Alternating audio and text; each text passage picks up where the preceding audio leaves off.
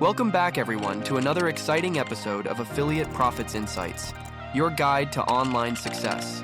I'm Luther, and this series is dedicated to helping you master the art of affiliate marketing and achieve financial freedom. So, grab a notepad, get comfortable, and let's get started on your journey to online success.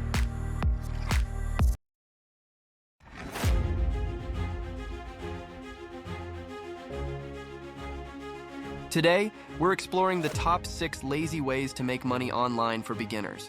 Let's dive right in. First, online surveys.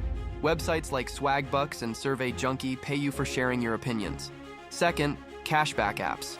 Use apps like Rakuten to earn money back on your regular purchases. Third, selling unused items. Platforms like eBay and Facebook Marketplace make it easy to sell things you no longer need. Fourth, affiliate marketing. Promote products you love and earn a commission for each sale through your unique link. Fifth, online tutoring. Share your knowledge on platforms like tutor.com and get paid for teaching others. Finally, print on demand. Create custom designs and sell them on items like t-shirts and mugs through sites like Printful.